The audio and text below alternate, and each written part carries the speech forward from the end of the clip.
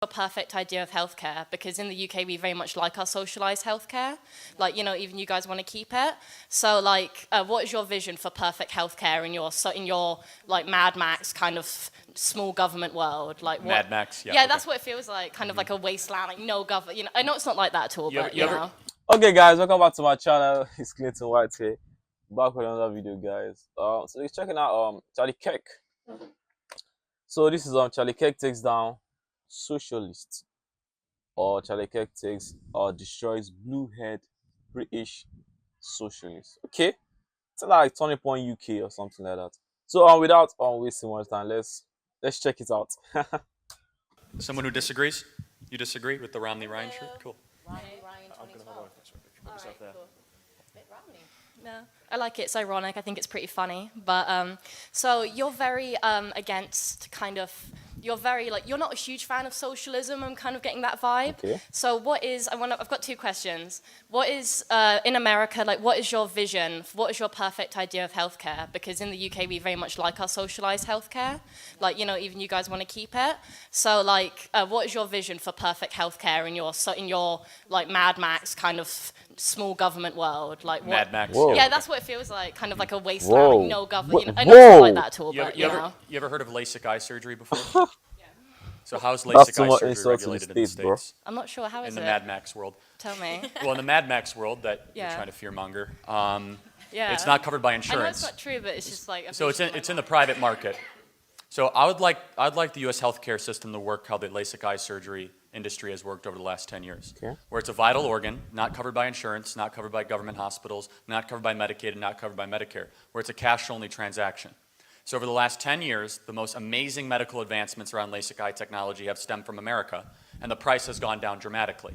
So it used to be $20,000 per eye, now you can get it $750 per eye. Whoa. It used to be a 3-week recovery time, now it's a 48-hour recovery time. It's a vital organ. So there's the arguments that somehow this is not necessary, there's not a high level of precision, gets completely and totally dismissed. The market works no matter where it is, whether it be in healthcare, food, transportation, housing, technology, communication. So I want more market forces. I want healthcare to be bought across state lines in the States. I want a government that does not pick crony favors of hospitals that make big contributions, or drug companies that have the right lobbyists, or trial lawyers that have proximity to Capitol Hill. The market works no matter where it is tried in the States. It's a totally screwed up system because it's half cronyist, half government run, and there are some really good parts of the U.S. healthcare system if you can afford it. We have the best treatment if you can afford it. You roll your eyes. How do you get things for more people to afford things? Through competition. We do not have that in the U.S.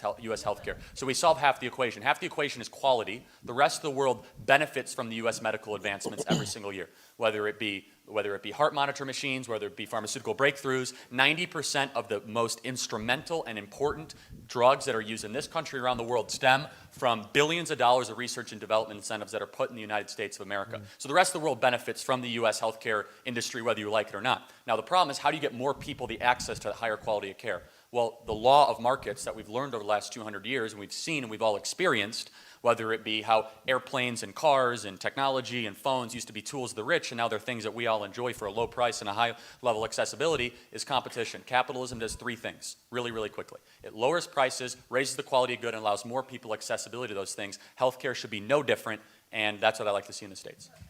We don't have it, so just so you know. I think at your core you're trying to say we have socialized medicine, it works, and what you guys have overseas doesn't work. We don't have free market healthcare system in America, so that's why it's an absolute disaster. You want to follow up really quick? Or? I just have one more thing. Okay, So one more first, thing. that was interesting. I've learned something. But just out of interest, so in your world of like small government, I think there's, off the top of my head, I can think of two socialized institutions in America. I've got the postal system and I've got libraries. Yeah. Would you want to keep libraries in your? So just, you know, the postal system Yeah. is the biggest Disaster. joke. Yeah. If you make Yeah, a joke you about can say that. inefficiency, late mail, things that are misplaced, it is the U.S. postal system. So I would love to privatize the United States postal system because, and we have other companies. We have 3 companies that actually compete for parcel delivery service: DHL, UPS, and FedEx. And FedEx is headquartered out of Memphis, Tennessee, and does more tons of air cargo freight in the world than any other company because it's privatized, and they do it less per parcel. So privatize the postal service. So libraries are local government, not federal government. The Postal Service is subsidized by the federal government ineffectively. Libraries, it's up to the local government. I think there's a role for libraries. I think they're becoming increasingly outdated. Whoa. You're saying like books for everyone? Shouldn't you have personal responsibility Well, to have your own books? if it's a local tax, That's a bit of a straw man. and if you don't want to live in a town with a library, don't move to that town. That's what's amazing about local government is you have the ability and the mobility to move to a place that might represent your values, your interests, your needs or wants more than others. And so if you want a place that has a higher police force or better schools, you move there. And that's what the founders talked about as laboratories of democracy, as Louis Brandeis talked about, the U.S. Supreme Court justice from the 60s and 70s. So we have these competing different markets of democracy. The best ideas will win. All right, cool, interesting, thanks. Thank you. All right, guys. Very, very, very interesting video too. But first of all, hold on. First of all, the lady, the blue-haired lady, she came up actually very rude. Started by throwing out insults, talking about how the American system is like a Mad Max saga or something like that. Bro, that was so disrespectful. First of all, and then how did she say stupid stuff like that? Like it was crazy, guys. First of all countries can never ever be the same. She was trying to compare the system of their healthcare in the UK and then bullshitting it to when compared to bullshitting the American healthcare system. Bro, that was so wrong. First of all, America has like one of the best healthcare systems in the world. Fact is there. I don't know where she got her ideas from or something like that. Then talking about socialism, capitalism. Capitalism is actually very, very, very important in a society.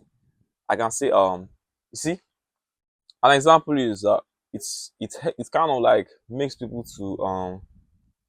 to be innovative. So it brings some type of competition, and then through this competition, the country or the economy of wherever is being practicing tries to grow a lot because there's lots of this person is doing that, this person is doing that. They're trying to improve certain things, they're trying to bring in new things, they're trying to innovate some certain things, and then it kind of causes growth and all that. So basically it's giving everyone in the country the freedom to create, freedom to run, freedom to establish their own several businesses and ventures. That's going to like create better ideas and products basically. So capitalism is very important, guy. It's kind of like motivates people to work hard because, as I said before, a lot of competitions, a lot of competitions.